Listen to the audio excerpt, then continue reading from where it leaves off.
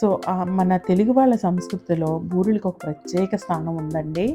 తరతరాల నుంచి మన టేస్ట్ బడ్స్ మాత్రం సేమ్ టేస్ట్‌నే కోరుకుంటాయండి.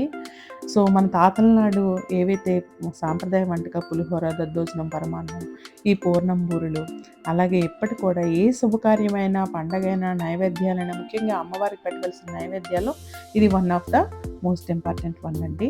సో, ఈరోజు మనం నేర్చుకోబోయే రెసిపీ పెసరపప్పు పూర్ణం బూరెలు. అయితే దీనిలో పెట్టే స్టఫింగ్‌నే పూర్ణం అంటారండి. సో, దాన్ని బట్టి దీని పేర్లు మారిపోతాయండి. So, welcome to my channel. This is Jhansi and please do subscribe my channel tasty tales by Jhansi. And ఈ వీడియో చివరి వరకు చూసి ఈజీ స్టెప్స్‌తో ఈ పూర్ణం బూరెలు ఎలా చేయాలో నేర్చుకోండి. సో, ముఖ్యంగా పూర్ణం అంటేనండి శనగపప్పుతో చేయడమే మన సాంప్రదాయం. తర్వాత పెసరపప్పు కూడా బాగుంటుంది. అలాగే హల్వా కూడా వాడతారు. కొంతమంది కొబ్బరి కూడా వేస్తారు.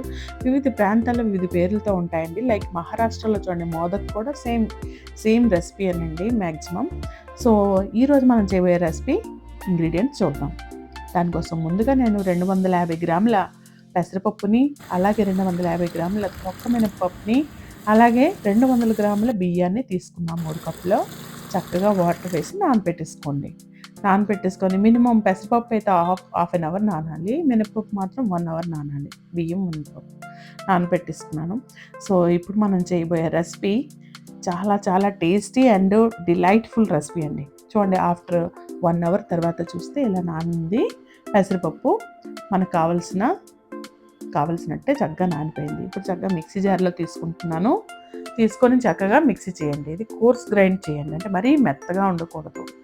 కొంచెం పలుకులుగా ఉంటేనే బాగుంటుంది. దీనిలో కొంచెం సాల్ట్ వేయండి. ఒక pinch of salt is enough అన్నమాట. తర్వాత తొక్క మినపప్పు తీసుకుని చక్కగా కడగండి.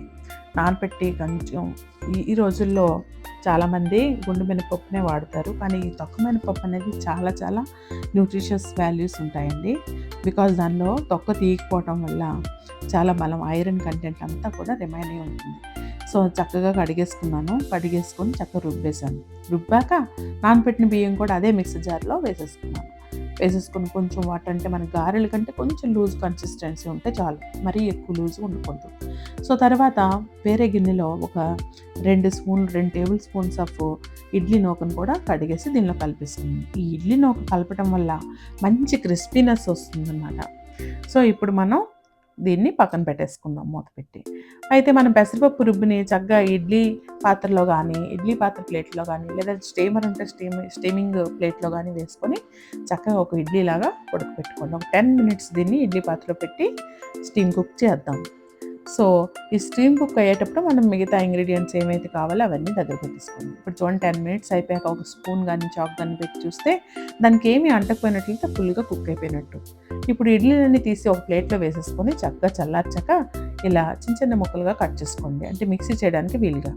అయితే మిక్సీ జార్లో వేసిన తర్వాత మరీ మెత్తగా చేయకూడదు. కొంచెం బరగ్గా ఉండాలండి.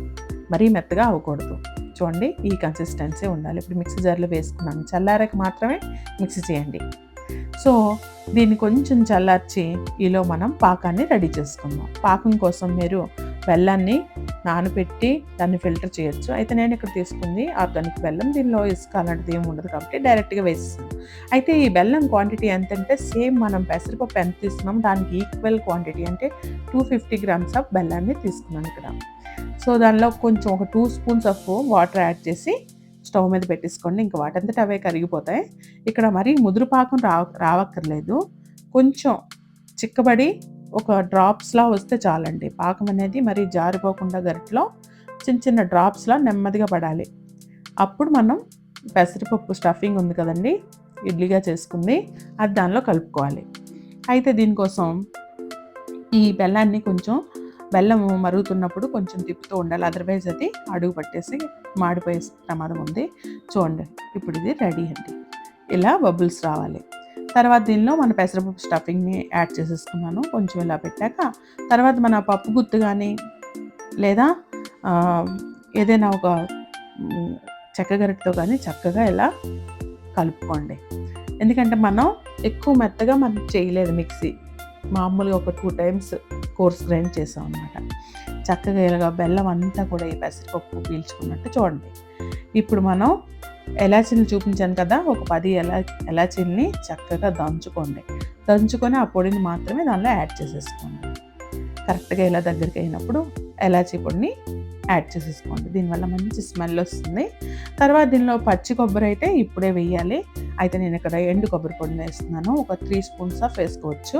సో ఎంత యాడ్ చేస్తే అంత రిచ్నెస్ వస్తుంది, అంతే మంచి టేస్ట్ వస్తుంది. సో పచ్చిదనుకోండి కొంచెం ఫ్రై చేయాలి. దీంతో పాటు స్టఫింగ్తో పాటు కొబ్బరి కూరని కూడా ఫ్రై చేయాలి. ఇప్పుడు దీన్ని చక్కగా ఎండిదే కాబట్టి ఎక్కువ ఫ్రై చేయక్కర్లేదు. జస్ట్ మిక్స్ చేసుకుందాం. మొత్తం కలిసిపోయినట్టు చూద్దాం. మొత్తం కలిసిపోయినట్టు చూస్తే ఇదిగోండి దగ్గరకు వచ్చేసింది. చూడండి, మనం ఈజీగా దీన్ని చిన్న చిన్న బాల్స్గా చుట్టొచ్చు. సో ఇప్పుడు దీన్ని పక్కన పెట్టి చల్లార్చుకుందాం. చూడండి చక్కగా కలిసిపోయింది. ఇది చాలా చాలా టేస్ట్ ఉంటుందండి. శనగపప్పు బూరెల కంటే పెసరపప్పు బూరెలు అనేవి చాలా టేస్ట్గా ఉంటాయి. సో ఇప్పుడు మనం ఒక వెడల్పాటి పళ్ళెంలో మన స్టఫింగ్ అంతా తీసుకొని చల్లార్చుకొని చిన్న చిన్న బాల్స్గా చుట్టుకుందాం.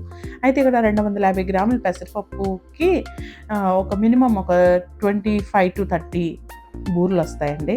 ఈ సైజులో అయితే ఇంకా చిన్నగా కూడా చుట్టుకోవచ్చు. నేనైతే మీడియంగా చుట్టాను. ఇప్పుడు ఒక చిన్న లోతుపాటి ప్యాన్ పెట్టుకొని దానిలో ఆయిల్ వేసుకొని వేడి చేస్తున్నాను. ఇలా మన స్టఫింగ్ ఉంది కానీ బ్యాటర్ ఉంది కదండి, ఏదైతే బూరెలు ముంచుకోవడం తయారు చేస్తాం మినపప్పు బ్యాటర్, దానిలో కొంచెం పంచదార అలాగే కొంచెం ఉప్పు కూడా యాడ్ చేసుకొని ఇప్పుడు ఒక్కొక్క బూరిని ఆ స్టఫింగ్ మొత్తం అంటేటట్టు చూసుకొని వేసేసుకోండి. ఇది వేయడమే కొంచెం కష్టం అనుకుంటారు కానీ చాలా ఈజీయే. చూడండి, ఇలా మనం జస్ట్ చిన్న లేయర్ కోటింగ్ వస్తే చాలు, అంతే. ఇంకా మీకు కావాలంటే కొంచెం థిక్గా కూడా వేసుకోవచ్చు. అప్పుడు బూరు సైజు పెద్దది అవుతుంది, అంతే. సో చూడండి, ఇలా 1 by 1 వేసుకొని చక్కగా ఫ్రై చేసుకోండి. మినిమం ఇది ఫస్ట్ ఆయిల్ అనేది బాగా హీట్ అవ్వాలి. తర్వాత మీడియం ఫ్లేమ్లో పెట్టి ఫ్రై చేయాలి. సో ఇక్కడ హీట్ అనేదే ఇంపార్టెంట్ అనమాట. అదర్వైజ్ మనకి బూరెలు అనేవి మాడిపోయి లేదా లోపల ఉడకపోయి అలా జరుగుతుంది. అందుకే బాగా వేడెక్కాక మళ్ళీ మీడియం ఫ్లేమ్లో పెట్టి అప్పుడు మన బూరెల్లో ఒక్కొక్కదాన్ని విడిచిపెట్టాలి.